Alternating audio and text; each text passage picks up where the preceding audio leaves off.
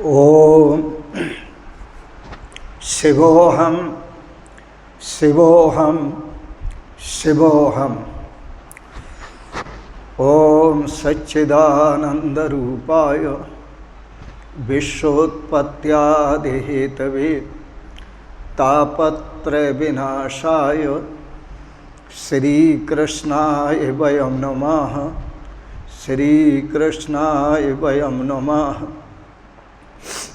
ओम अखंडानंद बोधाय शिष्य संतापहारिणे सच्चिदानंद रूपाय तस्मै श्री गुरवे नमः। तस्मै श्री गुरवे नमः। तस्मै श्री गुरवे नमः। पूर्व प्रसंग में आप श्रवण कर रहे थे,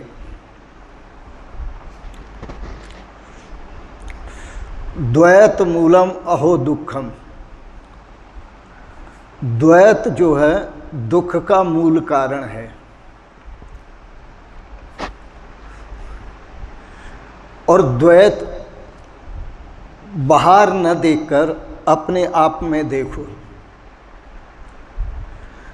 हर व्यक्ति, हर पुरुष, हर मानव विराट पुरुष का स्वरूप है। इस मानव का जो मुख है वह ब्राह्मण है, क्योंकि वेद मंत्रों का उच्चारण मुख से किया जाता है। श्रीमद् भागवत की कथा मुख से कही जाती है। और जो जीवन में बड़ी आनंददायी कथा है, वेद मंत्र जिनसे स्वरूप का बोध होता है उनका उच्चारण मुख से किया जाता है। मुखम ब्राह्मणम। हर मनुष्य की भुजाएं क्षत्रिय हैं। हर मानव का मुख ब्राह्मण है। हर मनुष्य की भुजाएं क्षत्रिय हैं, क्योंकि ये भुजाएं ही पूरे शरीर की रक्षा करती हैं। कहीं से कोई पत्थर फेंकता है तो हाथ अपने पर लेते हैं, आँख पर चोट आती है तो हाथ अपने पर बचाते हैं। तो सारे शरीर की रक्षा करते हैं हाथ, इसलिए ये क्षत्रिय है।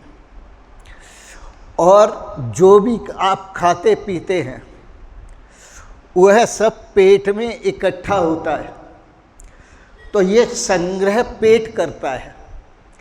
इसलिए संग्रही वैश्य को कहते हैं, जो धन का अर्जन करते हैं और फिर उस धन से सबका पोषण करते हैं, परोपकार करते हैं। तो यह पेट भी पहले खान पान सब पेट में जाता है, संग्रह करता है, फिर यह पेट भी रखता नहीं, सभी अंगों को बांट देता है। इसलिए ये पेट जो है वैश्य कहलाता है। पैर जो हैं वो शूद्र कहलाते हैं प्रत्येक व्यक्ति के, क्योंकि ये सेवा करते हैं। क्या सेवा करते हैं कि यह पूरे शरीर को ये पैर ही लेकर के जाते हैं। आपने संकल्प किया कि चलो भगवान के ब्रज भूमि वृंदावन धाम में ले चलो, तो पैर आपको यहाँ लेकर के आ गए। आपने संकल्प किया चलो भगवान श्री राम की जन्मभूमि अयोध्या धाम में ले चलो, तो पैर वहाँ पहुँच जाते लेकर के, क्योंकि ये सेवा करते हैं, इसलिए पैर ही शूद्र हैं। तो हर एक मानव, प्रत्येक मानव ब्राह्मण का स्वरूप है, प्रत्येक मानव क्षत्रिय का स्वरूप है, प्रत्येक मानव वैश्य का स्वरूप है, और प्रत्येक मानव शूद्र का स्वरूप है। अब ये कहना कि मैं जन्म से ब्राह्मण हूँ, या कोई कहे मैं जन्म से क्षत्रिय हूँ, कोई कहे मैं जन्म से वैश्य हूँ, मैं जन्म से शूद्र हूँ, तो यह गलत बात है। न यहाँ कोई ब्राह्मण है, न कोई क्षत्रिय है, न कोई वैश्य है, न कोई शूद्र है। और यदि है तो एक ही मानव सभी है, वो चारों वर्ण हैं। ब्राह्मण भी है, एक साथ ब्राह्मण भी है, क्षत्रिय भी है, वैश्य भी है और शूद्र भी है। यह बातें बड़े समझ की होती हैं। हम जो जी रहे हैं वो अक्सर अज्ञान में जी रहे हैं।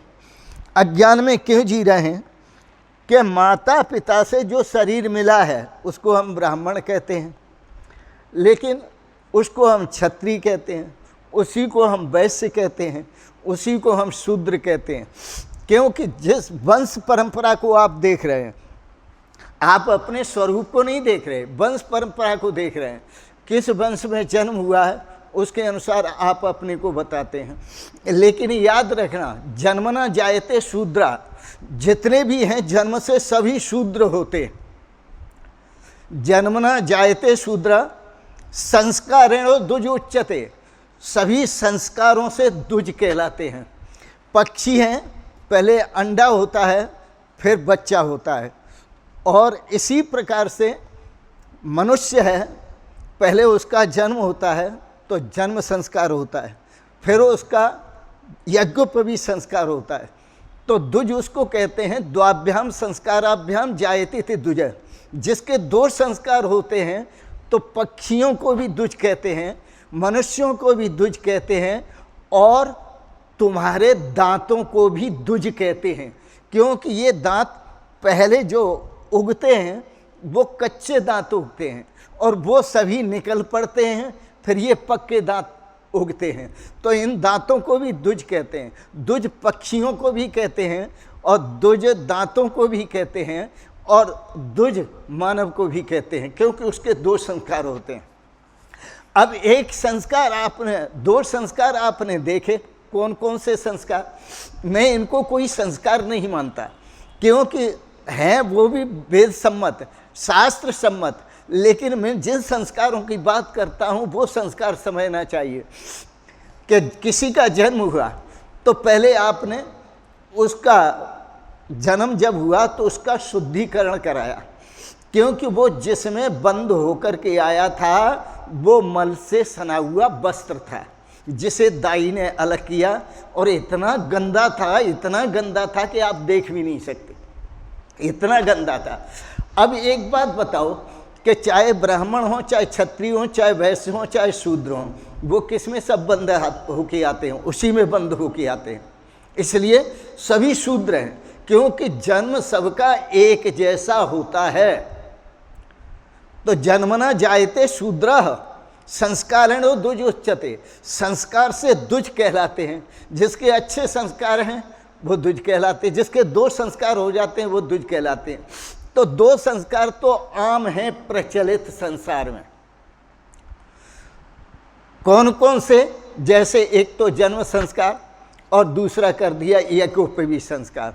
तो ये तो प्रचलित हैं संसार में कि साहब 2 संस्कार होते हैं मानव के, तो ये 2 संस्कार होते हैं इसलिए दुज कहलाता है, ये प्रचलित है। लेकिन दूसरा जो प्रचलित नहीं है उसको समझना पड़ेगा आपको कि आप दुज क्यों कहलाते, आप ब्राह्मण क्यों कहलाते, आप पंडित क्यों कहलाते, वो आपको समझना पड़ेगा।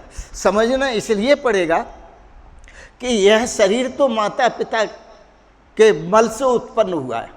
माता पित्रोर मलोद्भूतम मलमांसमयम वपुः, इसको ब्राह्मण कहना ठीक नहीं शरीर को, क्योंकि माता पिता के मल से उत्पन्न हुआ है, और यह पूरा का पूरा शरीर मलमांसमयम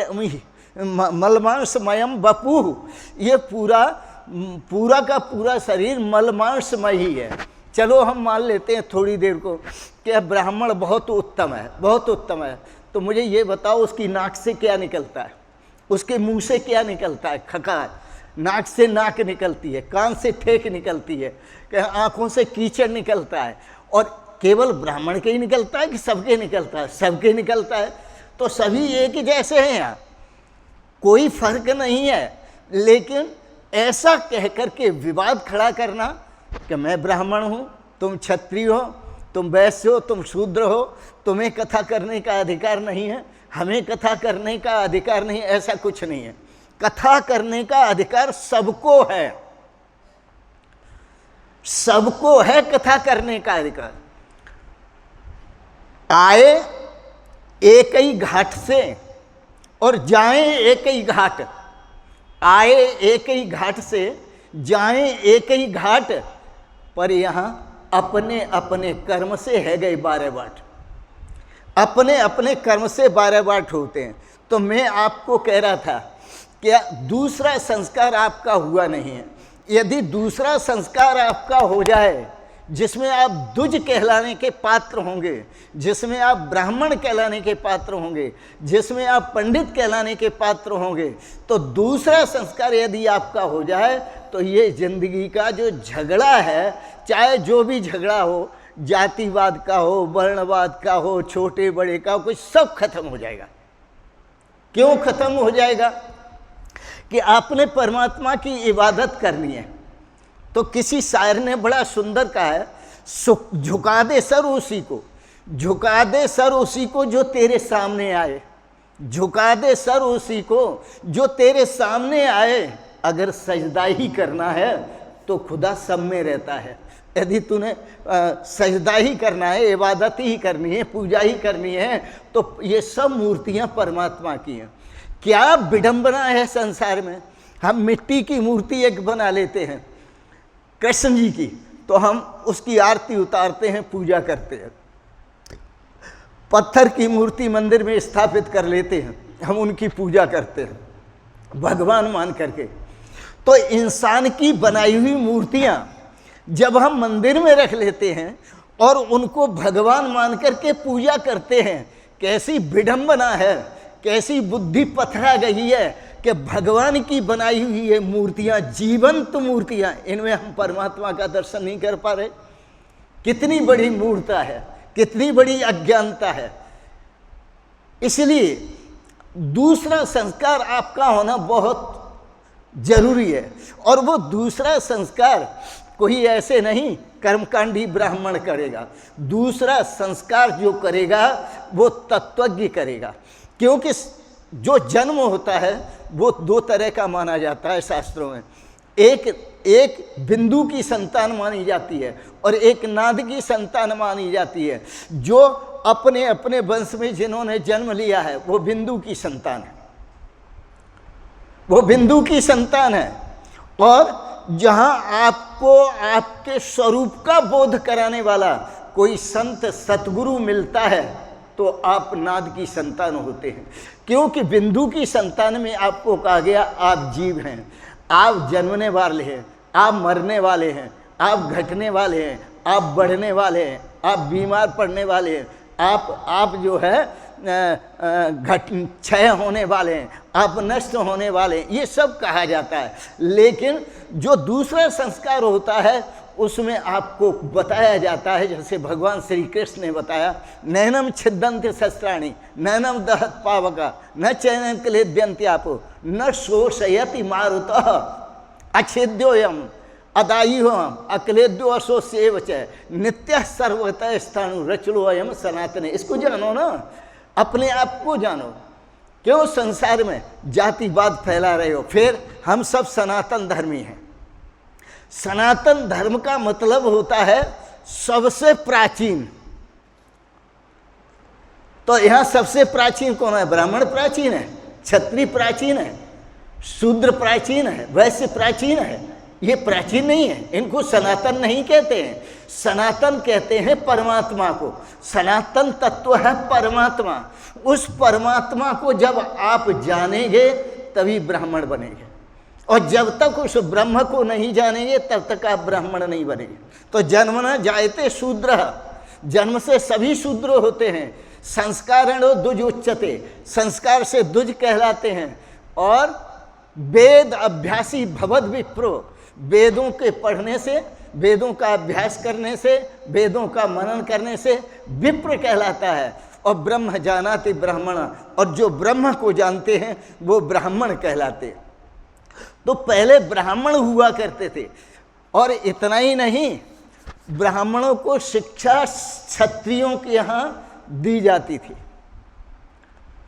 मैं यह वेदों की बात कहता हूं आपसे। ब्राह्मणों को जो शिक्षा दी जाती थी वो क्षत्रियों के यहाँ दी जाती थी। क्षत्रिय पहले राजा होते थे, उन राजाओं के यहाँ उनके राज्य में एक गुरुकुल होता था और उस गुरुकुल में ब्राह्मणों को कर्मकांड की शिक्षा दी जाती थी, अध्यात्म तत्व की शिक्षा दी जाती थी, ब्रह्म ज्ञान की, आत्मज्ञान की शिक्षा दी जाती थी। पहले जो क्षत्रिय होते थे, राजपुरुष होते थे, वो ऐसे नहीं होते थे कि वो गद्दी के लिए लड़ते हो, ऐसे नहीं होते थे वो किसी ओहदे के लिए लड़ते हों। वो बहुत ज्ञानी होते थे, ब्रह्म ज्ञानी होते थे, तत्व ज्ञानी होते, अध्यात्म ज्ञानी होते थे, वो ब्रह्म तत्व को जानते थे। और तभी तो राजा जनक कहते हैं, अब मुझे पता चला गुरुदेव, द्वैत मूलम अहो दुखम। यह जो द्वैत है वो दुख का मूल कारण है। यह जो द्वैत है वो दुख का मूल कारण है। एको अहम चिदरसो अमल, यहाँ कोई दूसरा है ही नहीं, एक मैं ही हूँ, मेरे सिवा कोई दूसरा नहीं है। इस ब्रह्मांड की सृष्टि से पहले मैं ही मैं था, और ब्रह्मांड की सृष्टि हो गई है तो भी मैं ही मैं हूँ, और ब्रह्मांड का प्रलय हो जाएगा तो भी मैं ही मैं रहूँगा। श्रीमद् भागवत है क्या? श्रीमद् भागवत चतुश्लोकी भागवत का भाष्य है। जो चतुश्लोकी भागवत है उस भागवत का भाष्य है श्रीमद् भागवत।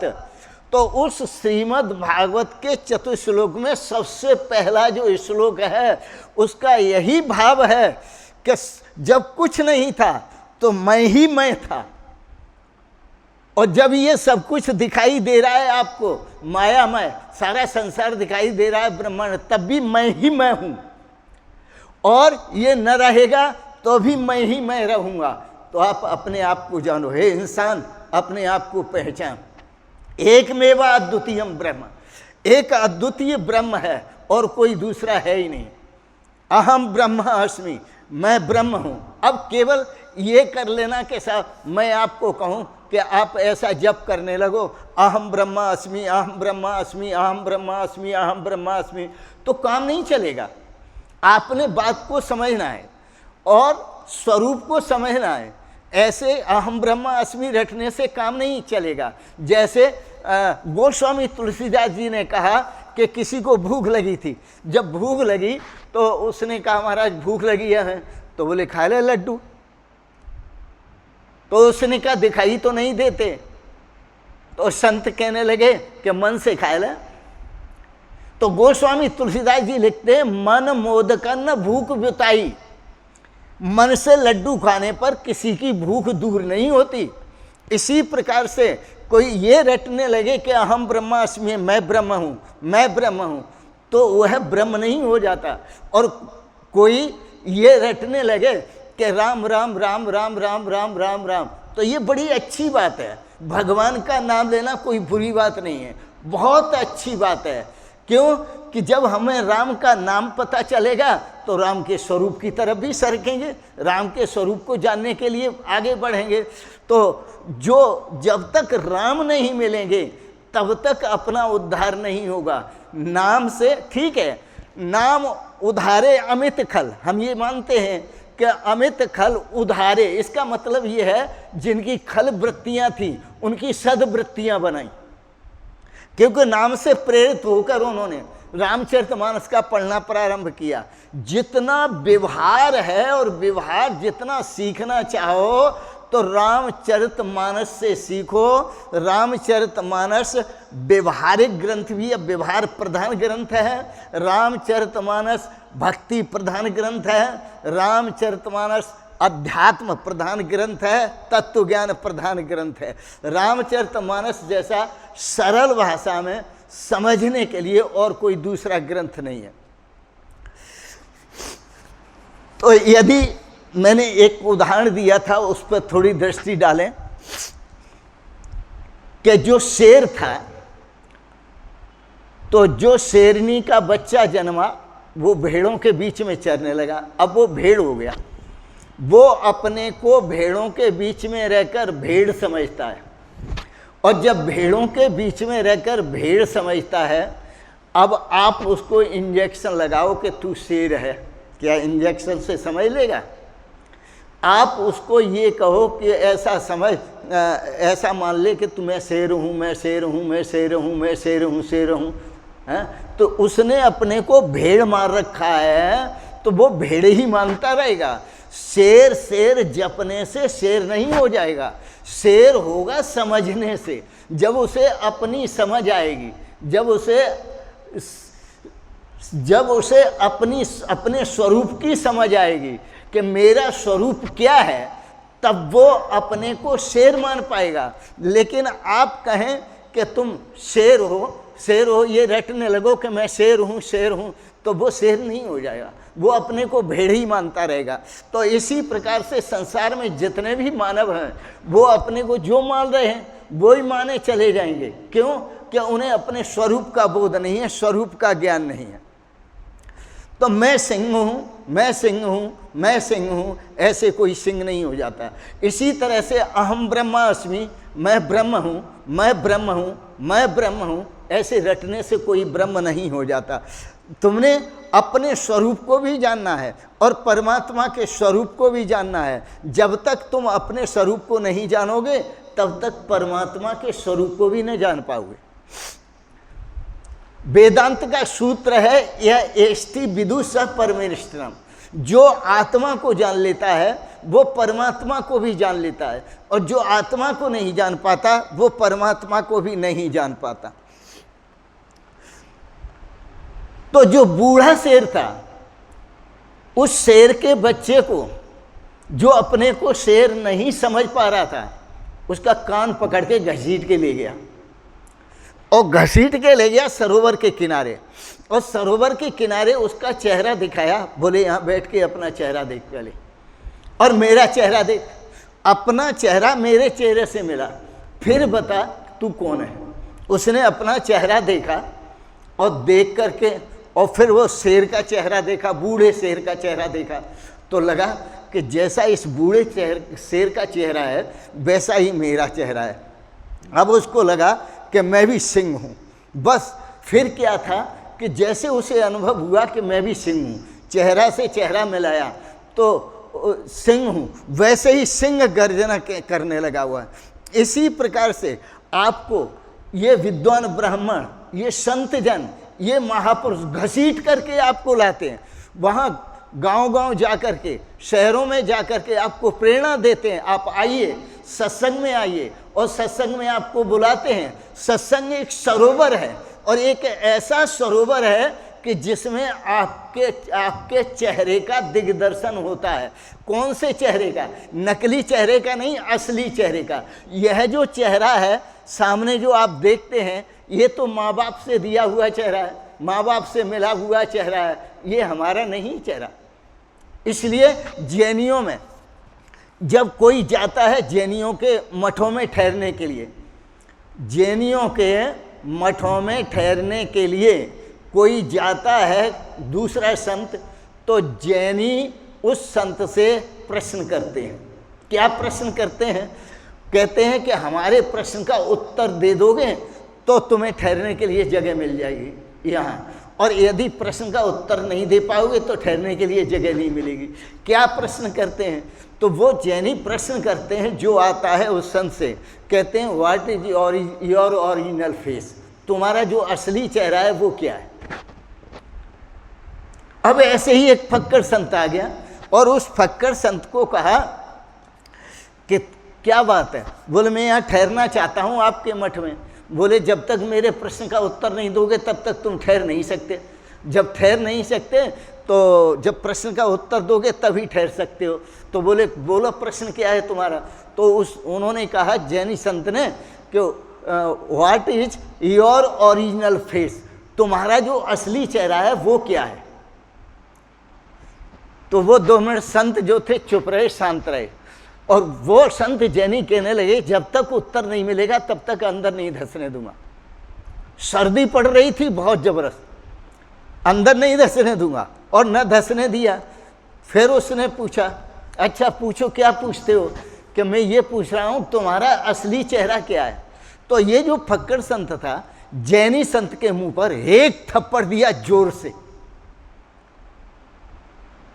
जब थप्पड़ उसके मुंह पे पड़ा जोर से, तो जैनी संत बोला, आइए भगवान ठहरिए।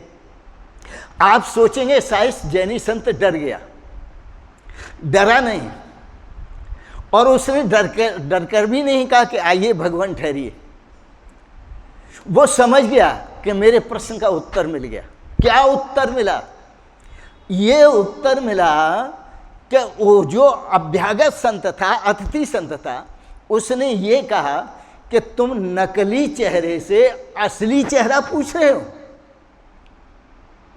थप्पड़ मार करके ये कहा कि इस नकली चेहरे को एक तरफ करो और असली चेहरे से असली चेहरे की बात करो। तो आपको और हमको सबको जो माँ बाप से चेहरा मिला है, ये नकली चेहरा है। यदि बात करनी है समाज में सनातन तत्व की, यदि बात करनी है समाज में, तो असली चेहरे की बात करो और फिर चेहरा मिलाओ। तो जो असली चेहरा आपका है वही असली चेहरा हमारा है, और बाकी किसी का किसी से चेहरा नहीं मिलता, क्योंकि ये नकली चेहरे हैं। तो नकली चेहरे कभी मिलान नहीं खाते, असली चेहरे मिलान खाया करते हैं। तो आप असली चेहरे को देखो। तो जो असली चेहरा था वो अपने को शेर भेड़ समझ रखा था। जब सरोवर के किनारे लाकर दिखाया तो उसने अपना असली चेहरा देखा। जब असली चेहरा देखा और उस बूढ़े शेर का भी चेहरा देखा तो सिंह गर्जना हुई। तो इसी प्रकार से सत्संग एक सरोवर है, और इस सत्संग रूपी सरोवर में आपको आपके असली चेहरे की याद दिलाई जाती है कि आपका जो असली चेहरा है वो क्या है, वो जानो। क्योंकि जो नकली चेहरा है इसको हटाने की कोई औषधि नहीं है, इसको हटाने के लिए कोई उपाय नहीं है, इसको हटाने के लिए कोई तरीका नहीं है, इसको हटाने के लिए कोई युक्ति नहीं है। आप कहेंगे क्यों नहीं है? मैं आपसे कह रहा हूं कि स्वप्न को हटाने की क्या युक्ति है, बताइए। जो स्वप्न का दृश्य है आपने देखा है, उसकी क्या युक्ति है स्वप्न के दृश्य को हटाने की? कोई युक्ति नहीं है। सिर्फ सोया हुआ व्यक्ति जो स्वप्न देख रहा है उसको जगाने की जरूरत है, और जाग जाएगा तो वो अपने आप ही समझ लेगा कि जो मैं देख रहा था वो दृश्य मिथ्या था। तो इसी प्रकार से मैं देख रहा हूं मैं अमुक का पुत्र हूं, अमुक का पिता हूं, अमुक की माता हूं, अमुक की बेटी हूं, ये सब झंझट झूठे हैं। ये जितने भी नाते हैं सब झूठे, और बड़े प्यार से प्रेम करते हैं एक दूसरे से। और किससे प्रेम करते हैं? मल के भाणों से। मल के भाणों से मल का भाड़ा स्वयं को समझते हैं और मल के भाणों से ही प्रेम करते हैं। यही तो कहा है, वेदांत में भी यही कहा, उपनिषदों में यही कहा, वेदों में यही कहा, भागवत में यही कहा। माता पित्रोर मलोद्भूतम मलमांसमयम बपू त्यक्त्वा चंडाली दूरम ब्रह्म भूयम कृतिवह। यह माता पिता से उत्पन्न हुआ जो शरीर है ये मल का भाड़ा है। जैसे मल का भाड़ा ले जाने वाली भंगिन जब ले जाती है तो लोग दूर से ही त्याग देते हैं, उसमें बदबू आती है। ऐसे ही ये शरीर जो है मल का भाड़ा है। त्यज्यता मल भांडवत, उस भंगिन के सिर पर रखे हुए मल के भाड़े की तरह से दूर से त्याग दो। अब आपका वैसा, ये तो भागवत में कहाँ है ऐसा लिखा है, तो मैं आपको विद्वानों का मंतव्य देता हूं, भागवत का भी।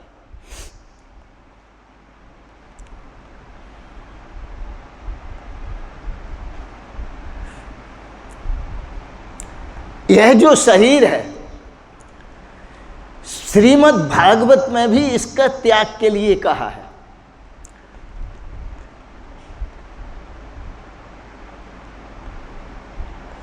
मेधास्थिमांस रुद्रे अभिमतम तिजत्वम जाया सुता दिश सता सदा ममताम विमुच्च पश्यानि सम जगदिदम क्षणभंगुनिष्ठ वैराग्य राग रस को भव भक्ति निष्ठ। यह जो शरीर है ये किसी का न ब्राह्मण है, न क्षत्रिय, न वैश्य, न शूद्र है। ये क्या है? हाड़ मांस का पुतला है। ये हाड़ मांस का पुतला है।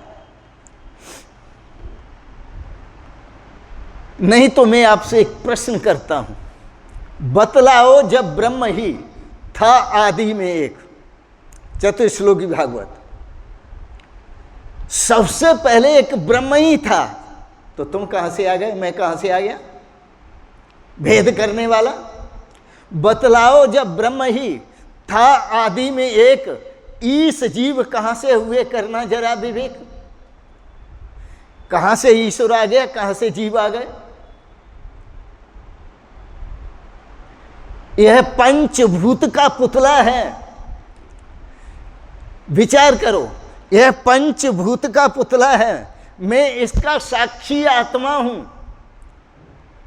यह पंचभूत का पुतला है, मैं इसका साक्षी आत्मा हूं। देखन में एक इंसान की तरह हूं, बाकी परमात्मा ही परमात्मा हूं। आप अपने स्वरूप को पहचानो।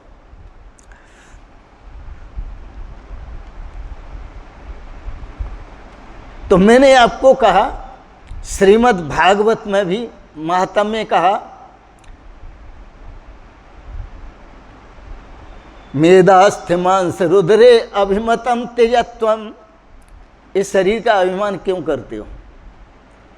इसमें तो मेधा है, रुधिर है, अस्थि है, मल है, मूत्र है, इसका अभिमान करते हो, मल के भांडे का।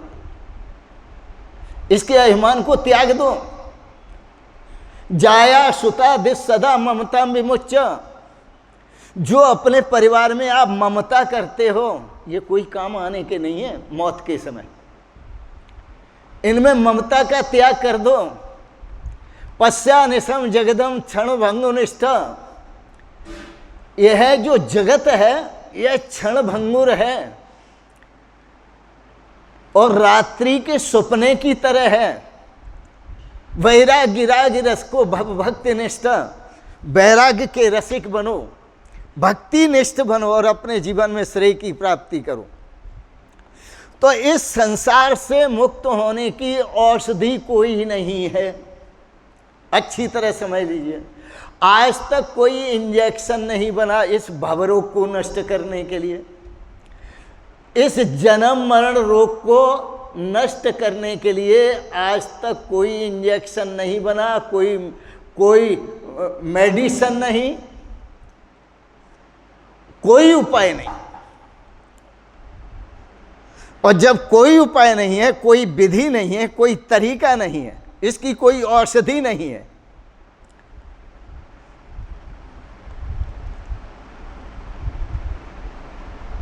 तस्य औषधम न अन्यद अस्ति। इस जगत की, इस शरीर की कोई और औषधि नहीं है।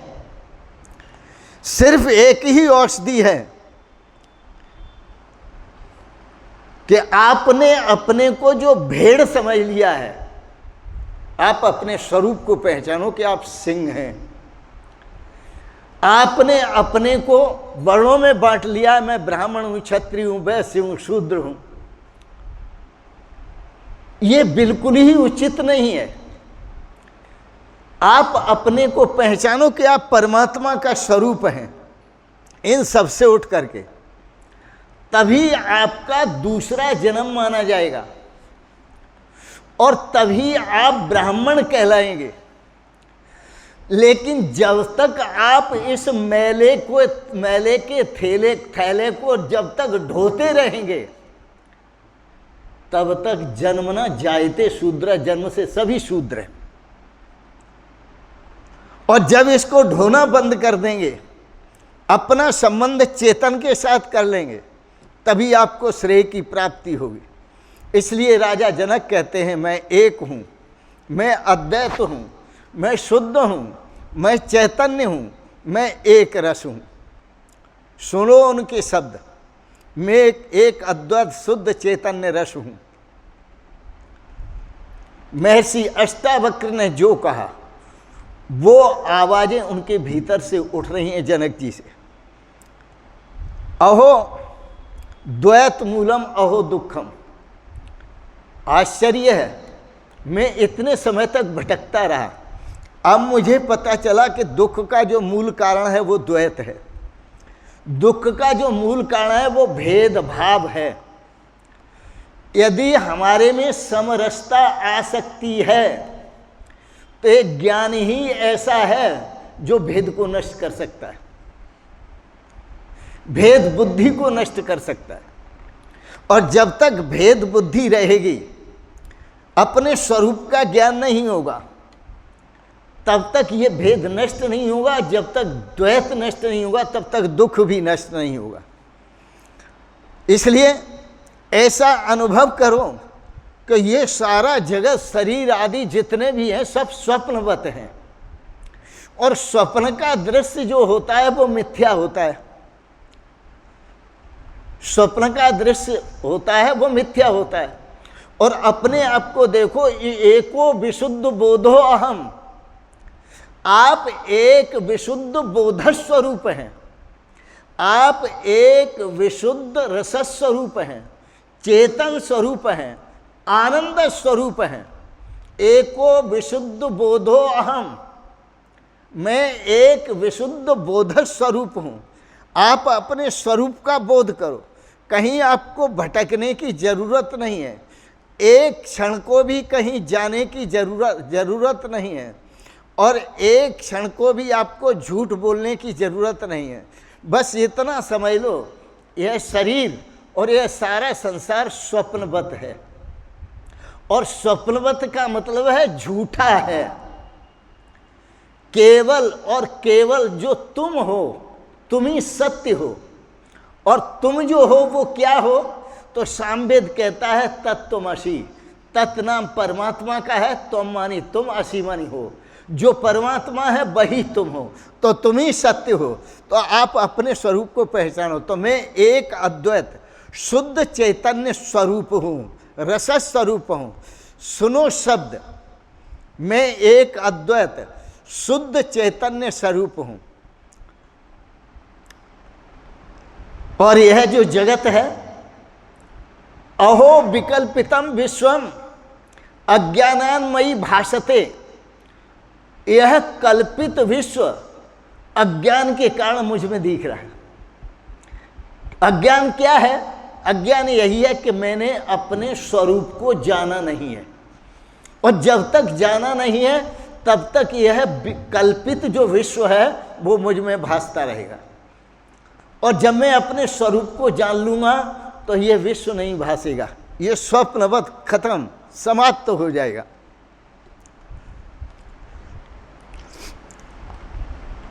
द्वैत मूलम अहो दुखम न अन्य तस्यास्ति भेषजम।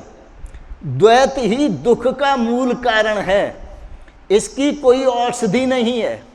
द्वैत मूलम अहो दुखम, सारे झगड़ों का कारण, सारे विवादों का कारण, सारे फिसादों का कारण अज्ञान है।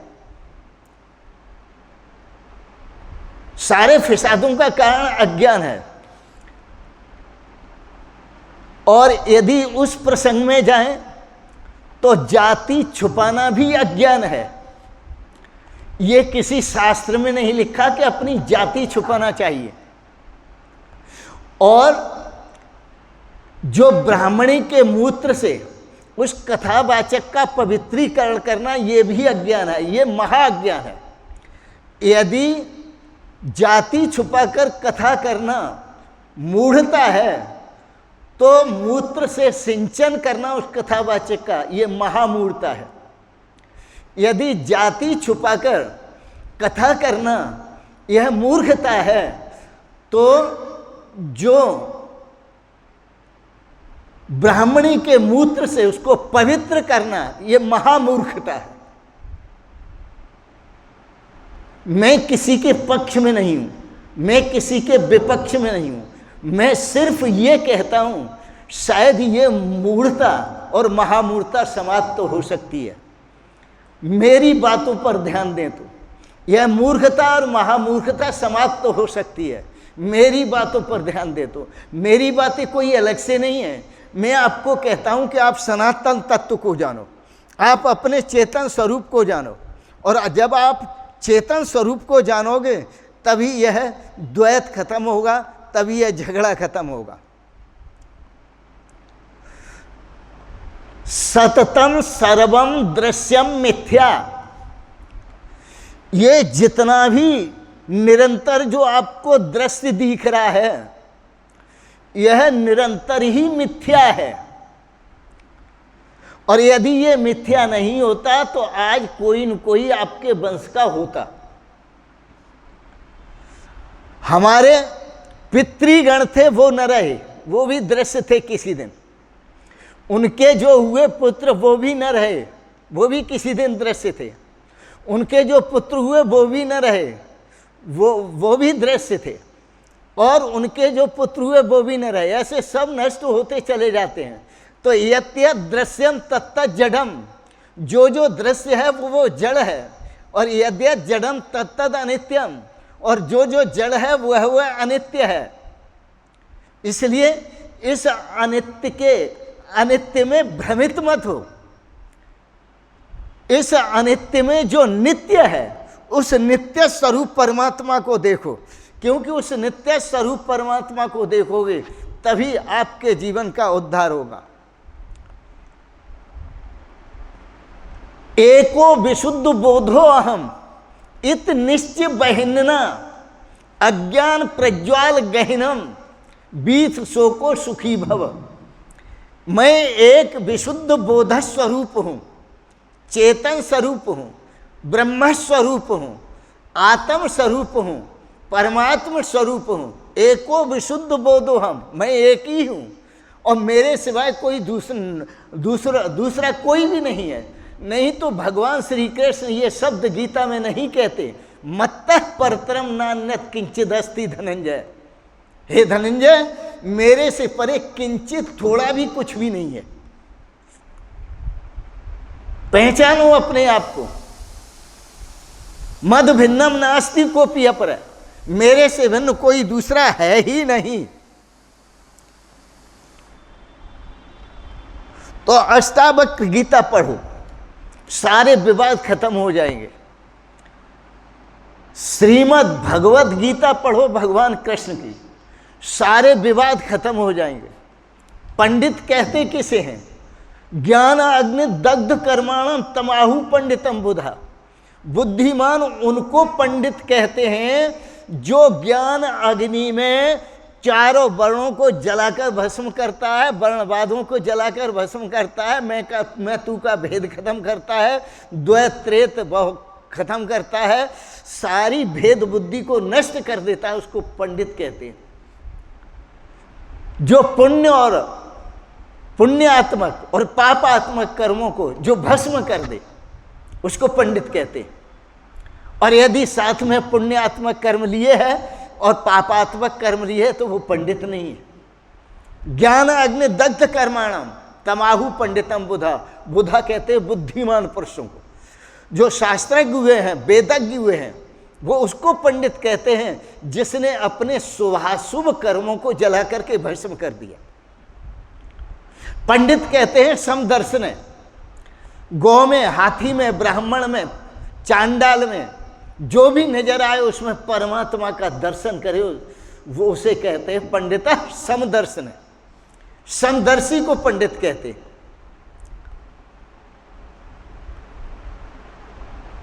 आप परमात्मा को खोजने चले, लेकिन ये भी विचार करो कभी परमात्मा आपने खोया नहीं है, वो आपका स्वभाव है। बस आपको जागने की जरूरत है। जो आप थकान के बस होकर रात को सोते हैं, उस नींद से तो आप सुबह 4 बजे जाग जाते हैं। तो जैसे रात्रि व्यतीत हुई, सुबह 4 बजे मुर्गे भी बांग दे देते हैं, पंछी भी चहचहाने लगते हैं, आप भी जाग जाते हैं और भगवान का सुमिरन करते हैं। मेरी बात को समझना। रात बीत गई, सुबह प्रभात हुआ, सब जाग गए और पंछी चहचहाने का मतलब है भगवान को वो भी याद करते। इसी तरह 83,99,999 योनियां भोग करके काट ली, अब ये रात बीत गई, भोग योनियां समाप्त हुई, अब ये मनुष्य योनि मिली है, यह है कर्म योनि। और यह कर्म योनि, इसीलिए कर्म योनि इसको इसलिए कहते हैं कि इसमें आपको सौभाग्य मिला है उस परमात्मा के स्वरूप को जानने का। यदि आपको जानने का ढंग नहीं है तो किसी महापुरुष की शरण में जाकर, किसी तत्वज्ञ ऋषि की शरण में जाकर, किसी ज्ञानी महापुरुष की शरण में जाकर, अध्यात्मवेत्ता की शरण में जाकर इस स्वरूप को जानो। बिना आपको आपके स्वरूप के जाने आपका उद्धार नहीं होगा। ये मेरी बात नोट कर लीजिए, ये पक्की बात है। बाकी कथाएं सुनो आप, बड़ी सुंदर कथा हैं, कहने वाले बड़ी अच्छी कथाएं कहते हैं। और जो कथाएं कहने वाले आजकल जो कथाएं कहते हैं वो कथाएं तो कम कहते हैं, मनोरंजन अधिक करते हैं। और मैं प्रश्न उत्तर भी देख रहा हूं, तो जो प्रश्न उत्तर होते हैं कथाओं में महापुरुषों से, वो भी प्रश्न उत्तर कोई अच्छे नहीं होते। वो ही प्रश्न उत्तर करेंगे कि बताओ हमारी पत्नी के साथ हमारी क्यों नहीं बनती, पत्नी कहेगी हमारी पति के साथ क्यों नहीं बनती। संसार के प्रश्न, हमें धन क्यों नहीं मिलता, धन का क्यों अभाव रहता है। जितनी भी प्रश्न उत्तर होते हैं संसारी होते हैं। यदि प्रश्न करना हो तो प्रश्न करो जो भगवान श्री कृष्ण ने गीता में कहा, वो प्रश्न करो। भगवान श्री कृष्ण ने आदेश दिया अर्जुन को, तत् विद्धि प्रणपातेन, तत् विद्धि, तत् ब्रह्म, उस ब्रह्म को जानो अर्जुन। तत् विद्धि प्रणपातेन, कैसे जानो, प्रणपात के द्वारा जानो। इन अध्यात्म ज्ञानी तत्वज्ञ महापुरुषों के चरणों में जाओ और लंबी दंडवत करते हुए जाओ। ये मैं नहीं कह रहा, गीता कह रही है। तत् विद्धि प्रणपातेन पर प्रश्न सेव्या उपदेक्षन्ति ज्ञेते ज्ञानम ज्ञानिनस् तत्व दर्शन। तो वो ज्ञानी जन, वो तत्व ज्ञानी तुम्हें ज्ञान का उपदेश देंगे, जिन्होंने तत्व का दर्शन किया है, जिन्होंने ब्रह्म का दर्शन किया है, वही ब्रह्म का उपदेश दे सकते हैं। तो तुमने कभी परमात्मा को खोया नहीं है, तुमने कभी परमात्मा को खोया नहीं है, लेकिन हां तुम खोजने जरूर चले हो। पर तुम ये बताओ कि जब परमात्मा को तुमने कभी खोया नहीं तो खोजोगे कहां और कैसे खोजोगे। परमात्मा तुम्हारा स्वभाव है, और खोजो तुम, जिसे खोया नहीं जा सकता, क्या उसे खोजा जा सकता है। अरे पहचानो अपने स्वरूप को, अपनी आंखें खोलो। मैंने ऐसा सुना है कि सवेरा कब होता है, जब अपनी आंख खुलती है तो सवेरा होता है। जब आपकी आंख खुलेगी तभी परमात्मा होगा। इस सत्संग रूपी सरोवर में आओ, अपने असली चेहरे की झलक देखो। मैं जैनी संत का उदाहरण दे रहा था। जैनी संत उस संत को अंदर ले गए और कहा, ये बताओ तुमने हमारे प्रश्न का क्या उत्तर दिया। उस फक्कड़ संत ने पूछा कि मैंने जो उत्तर दिया उससे तुम क्या समझे। जैनी संत ने पूछा, हमारे प्रश्न का तुमने उत्तर क्या दिया, कि तुम्हारा असली चेहरा क्या है। तो फक्कड़ संत बोलता है कि जो मैंने उत्तर दिया उससे तुम क्या समझे। तो जैनी संत बोला, मैं समझा कि चांटा मारकर आपने यह कहा कि नकली चेहरे से असली चेहरे की बात करते हो। यह नकली चेहरा एक तरफ करो, असली चेहरा अपना प्रकट करो, फिर असली चेहरे से मेरे असली चेहरे को देखो। आत्म से आत्म की प्रीति होती है। हमेशा शरीरों से शरीर मिलते हैं, आत्मा से आत्मा मिलती है, असत से असत मिलता है, सत से सत मिलता है। तो आप भी चेतन हैं, परमात्मा भी चेतन है। ईश्वर अंश जीव अविनाशी, चेतन अमल सहज सुख राशि। उपाधि के कारण आपने अपने को अलग मान लिया है। सुनो, बोध मात्रो अहम, मैं केवल चेतन मात्र हूँ, बोध मात्र हूँ। अज्ञानाद उपाधि, अज्ञान से मुझे उपाधियाँ बहुत सारी लग गई हैं। मनुष्य भी मुझे कहते हैं, काला भी मुझे कहते हैं, गोरा भी मुझे कहते हैं, छोटा भी मुझे कहते हैं, नाटा भी मुझे कहते हैं, खोटा भी मुझे कहते हैं, अच्छा भी मुझे कहते हैं, क्या क्या मुझे कहते हैं। तो ये उपाधि मुझे लग गई हैं, कल्पितो मया, और यह उपाधियां सब कल्पित हैं। एवं विमृश्यतो नित्यम, इसलिए ये उपाधि कोई भी तुम्हारी नहीं है। यह जितनी भी उपाधियां हैं शरीर की हैं। अच्छा बताओ, बच्चा कौन हुआ? शरीर। अब जब बढ़ा तो कुमार कौन हुआ? शरीर। जवान हुआ तो कौन हुआ? शरीर। बूढ़ा हुआ तो कौन हुआ? शरीर। मरा तो कौन मरा? शरीर। जन्मा तो कौन जन्मा? शरीर। तो जितनी अवस्थाएं सब शरीर की हैं। और भगवान श्री कृष्ण आपको संबोधित करके कहते हैं, न जायते म्रियते वा कदाचन, नायम भूत्वा भविता बान भूया, अजो नित्य शाश्वतो अयम पुराणो, न हन्यते हन्यमाने शरीर। पुराण का मतलब सनातन है। न जायते, तुम्हारा कभी जन्म नहीं हुआ, अपने आप को पहचानो। न म्रियते, तुम्हारी कभी मृत्यु नहीं हुई। शरीर ही जन्मते हैं और मरते हैं, न तुम कभी जन्मते हो न कभी मरते हो। न जायते म्रियते वा कदाचन, नायम भूत्वा भवितावान भूया, और न तुम होकर के कभी होने वाले हो। तुम जो एक बार हो गए हो वही तुम हो। अजो, तुम तो अजन्मा हो। नित्य है, तुम तो शाश्वत हो, शाश्वत हो, तुम सदा हो। पुराण, तुम तो सनातन हो, सबसे प्राचीन हो। अजो नित्य शाश्वतो अयम पुराण।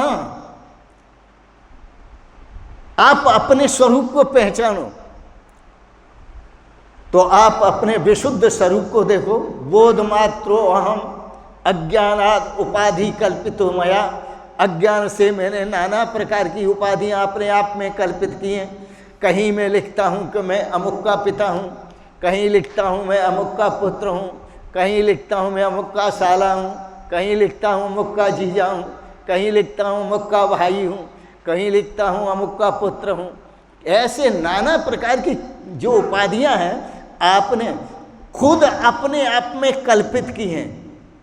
एवं विमृश्यतो नित्यम, इस पर अच्छी प्रकार से विचार कीजिए। और विचार करते हुए नित्यम, जो आपका नित्य स्वरूप है, सदा विचार कीजिए। नित्य शब्द का दो बार अर्थ करो। नित्यम, सदा विचार कीजिए इसी पर। और जो आपका नित्य स्वरूप है निर्विकल्पे, उस जो नित्य स्वरूप आपका निर्विकल्प है, जो कल्पनाओं से रहित है, आप उसमें अपनी मति को स्थिर कीजिए। यही किया है जनक जी ने। जनक जी कहते हैं निर्विकल्पे स्थिर मतिर्मम, उस निर्विकल्प में ही मेरी स्थिति अब स्थिर है गुरुदेव। तो ये किसकी कृपा से? गुरुदेव की कृपा से। तो मैं आपको कल भी भजन सुना रहा था और आज भी संकेत करूंगा। स्वयं सच्चिदानंदा भूल कर भयो बंदा, स्वयं सच्चिदानंदा भूल कर भयो बंदा, जैसे सर्प मणि उजियारे खाए कीट मति मंदा, भूल कर भयो बंदा, स्वयं सच्चिदानंदा भूल कर भयो बंदा। आप स्वयं सच्चिदानंद स्वरूप हैं, आप अपने को भूल कर बंदा मान बैठे। जैसे शेर भेड़ बने बैठो, चरे घास बहु गंदा, भूल कर भयो बंदा। स्वयं सच्चिदानंदा भूल कर भयो बंदा। तो आप अपने स्वरूप को भूलकर क्या क्या बन गए हैं, तो ये क्या क्या बन गए हैं वो आप नहीं हैं, आप बिल्कुल अनबने हैं। जो जो बन गए हैं इससे पहले भी आप हैं, और जो जो बन गए हैं फिर भी आप हैं, और ये बने हुए जब बिगड़ जाएंगे तो भी आप रहेंगे, आप सदा हैं। तो आप अपने स्वरूप का चिंतन करो। मैं एक शुद्ध बोधर स्वरूप हूँ, और मुझसे ही अज्ञान के कारण उपाधि की कल्पना मुझ में की गई है। इस प्रकार मैं नित्य निर्विकार, मैं नित्य विचार करूं कि मैं नित्य निर्विकार स्वरूप हूं और निर्विकल्प स्वरूप हूं। मैं अपने निर्विकल्प स्वरूप सच्चिदानंद स्वरूप में स्थित हूं। आप अपने सच्चित आनंद स्वरूप में स्थित होकर अनंत आनंद की अनुभूति करें, शाश्वत सुख की अनुभूति करें, शाश्वत शांति की अनुभूति करें। इन शब्दों के साथ ही वाणी को विराम देते हुए आपने बड़े प्रेम और श्रद्धा से आज का प्रवचन श्रवण किया, इसके लिए बहुत बहुत अनुग्रहित हूँ, और आप सबके प्रति मंगलमयी बहुत बहुत शुभकामनाएं करते हुए भगवान आपको सदा सपरिवार इष्ट मित्रों सहित परकरों सहित स्वस्थ और सुखी रखें, और भगवान आपको दूसरा जन्म द्वाभ्याम संस्काराभ्याम जायते, आप बिंदु की संतान तो हैं ही, आप नाद की संतान का जन्म और अपने आप को दें, क्योंकि इसी में श्रेय है, इसी में सौभाग्य है। तो इन शब्दों के साथ ही आप सबके प्रति अनंत शुभकामनाएं करते हुए और बहुत बहुत आशीर्वाद देते हुए आपके परम पावन श्री चरण कमलों में, आप सब भगवान का स्वरूप हैं, मैं आपके परम पावन श्री चरण कमलों में बहुत बहुत प्रणाम करता हूँ। प्रणाम प्रणाम प्रणाम। शिवोहम शिवोहम शिवोहम।